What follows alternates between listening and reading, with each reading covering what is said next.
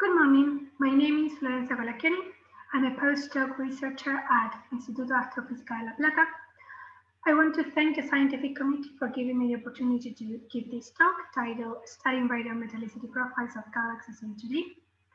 This is a theoretical work that I've been doing with the collaborations of Drs. Camila Correa, Claudia Laos, and Sofia Cora. And here I'm going to show you some preliminary results. So we're interested in studying resolved or local galaxy properties.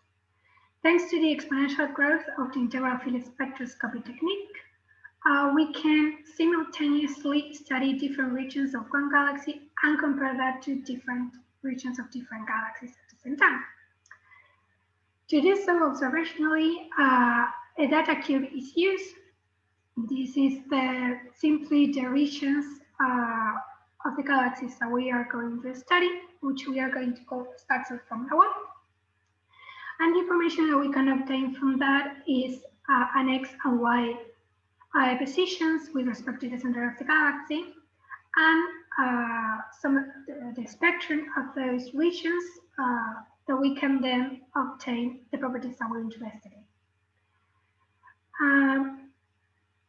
These local properties we can relate them in a similar way as we do with the global properties. And with global properties, I mean stellar mass, star formation rate, total gas content, total metallicity, and see if the relations we obtain from local properties are similar than the ones we obtain from the global properties, and if those sets of relations are correlated with each other. This can give us more detail from the relations that we already know, or we can have new relations with the local properties and that can give us more insight into the galaxy formation and evolution theory. In particular, we are interested in analyzing the local gas metallicity and see if this property can be a good indicator of gas accretion. So to do so, we are going to create simulated spaxels and study their metallicity, in particular the relation between the metallicity and the gas accretion within spaxels. And we are also going to analyze how this gas accretion is distributed throughout the galaxy. We're going to use the reference simulation from the EAGLE project. The EAGLE project is a set of cosmological hydrodynamic simulations that follow a Lambda-Studian cosmology. And we can see here several of the bioorganic physics implemented in those simulations, such as radiative cooling of the gas, the reionization of redshift 11.25. Something interesting about these simulations is that they have a metallicity dependent star formation. They have implemented feedback from supernova and AGN, and they involve 11 chemical elements separately. We are going to, for our galaxy sample, we're going to use galaxies that have stellar mass higher than 10 to the 10th solar masses, and they are star-forming central galaxies. To generate our simulated spaxels, we are going to rotate the galaxies from our sample, so they can be face-on. We're going to apply them a grid of 1 kiloparsec by 1 kiloparsec side, in which we're going to generate them our spaxels, and from them we're going to obtain the local properties that we're interested in, like the ones listed here. I want to pay special attention on how we can calculate the accreted gas. For this work, what we are going to do is we're going to ask certain conditions to the gas particles of a certain galaxy. So at a certain time, we're going to see if those gas particles are star-forming gas particles. And if so, if they were bound to the main progenitor of a galaxy in a previous time and were classified as a non-star-forming gas particle at that time, then our gas particles are going to be part of our accreted gas. And simply, the accreted gas fraction is going to be the accreted gas mass in a certain spaxel divided by the total gas mass in said space. So let's see some results. On our left, we have the solved mass-metallicity relation, that is metallicity of spaxels versus the stellar mass surface density. The black line shows us the median of the relation, while the different colors are also the median of the relation, but for pulses that come from a specific galaxy in a range of stellar mass, like is shown here. And we can see that spaxels that have higher stellar mass surface density also have higher metallicity. This is similar to what we obtained from the mass-metallicity relation formed by the total metallicity and total stellar mass of the galaxy. On the right, we have the resolved main sequence of galaxy, in which we plot the star formation rate surface density as a function of the stellar mass surface density. And we can also see that for spaxels with a higher amount of stellar mass surface density, they are going to show also high amounts of the star formation rate surface density, which is also similar to what is obtained from the main sequence of galaxies using global properties. So here what we find is that we can obtain, again, from a local perspective, the same results that we have from a global perspective. However, we are interested in how the metallicity correlates with the accreted gas fraction. So on the left here, we have the metallicity of the spaxels as a function of accreted gas fraction. And we can see that this is an anticorrelation in which spaxels with high amounts of accreted gas fractions show low metallicity. This results is the same regardless of stellar mass of the galaxy. And to see this anticorrelation a bit clearer, we switch it up a bit, and on the right side we can see the accreted gas fraction now as a function of metallicity. And now we see clearly that there is an anticorrelation in which spaxels have very low metallicity, present the higher amount of accreted gas fraction. The dispersion is higher on the right side than on the left, but pretty much these two figures show the same result, which is that regions with lower metallicity show the higher values of accretion of gas. These results are also found at redshift 1, but we only going to show here at redshift 0.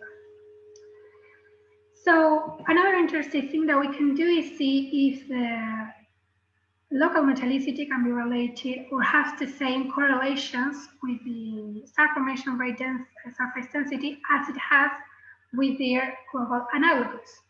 So we know that global metallicity anticorrelates with star formation rate. So let's see if we have found the same behaviors in a local perspective. So what we do here is analyze the residuals of the metallicity as the metallicity that spaxel has subtracted by the metallicity that we expect that spaxel to have as it is dictated by the resolved mass-metallicity relation. So on the left, we have the residuals of metallicity versus the accreted gas fraction.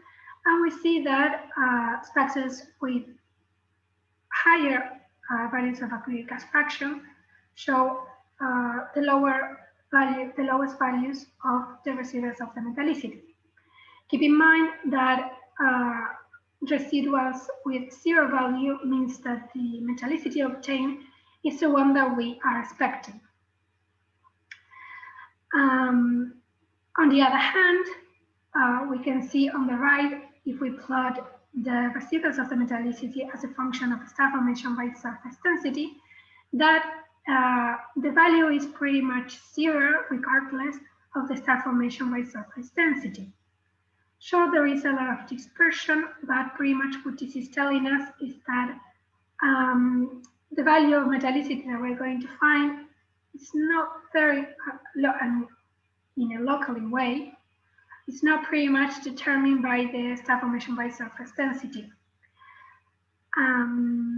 And then what we can conclude from these plots is that the metallicity is more anticorrelated with the accreted gas fraction than it is with the star formation by surface density. Again, these results are also found in redshift 1, but also show a redshift 0. Finally, what we can do is see where this accretion of gas is being occurring through the galaxy. So on the left, we have the spaxel percentage as a function of galactocentric distance. This is the projected galactocentric distances. Remember, we only have xy. We separate these spaxels by the amount of accreted gas fraction that they have. For example, the purple line are the spaxels that have the lowest amount of accreted gas fraction, and the black line represents the spaxels with the highest amount of accreted gas fraction. What we can see here is that in the inner parts of the galaxies, the amount of the spaxels with the lowest amount of accretion gas fraction is higher by about 20%. And on the other side, in the outer regions, about 50% or more of the spaxels that locate there have a higher amount of accreted gas fraction. So we can conclude primarily two things from this figure. One is that there is a preferential place where the spaxels with a higher accreted gas fraction are going to be located. And second, that even though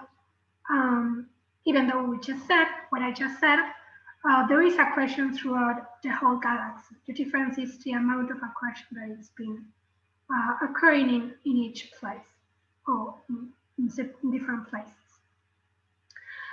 Very briefly, if we do the same analysis but classify the galaxies from if they have previous mergers or if they didn't, that is the thin and thick lines respectively, and also maintaining the same colors, we can see that galaxies that suffer recent mergers are showing higher amount of accreted gas fractions than the ones that didn't. So a recent merger is going to provide more gas that is going to be accreted on the galaxy, onto the galaxy, that if a galaxy didn't have a recent merger. So to conclude this talk, what we did was to find local regions of simulated galaxies that we called spaxels, and analyze result properties from them, especially focusing on metallicity and accreted gas fraction. We find that spaxels with the higher values of accreted gas fraction are going to show values of metallicity lower than what we would expect. Also found that there are more spaxels with higher values of accreted gas fraction at large galactocentric distances. And finally, there is a tendency for galaxies with recent mergers to have more spaxels with higher values of accreted gas fraction. Thank you very much.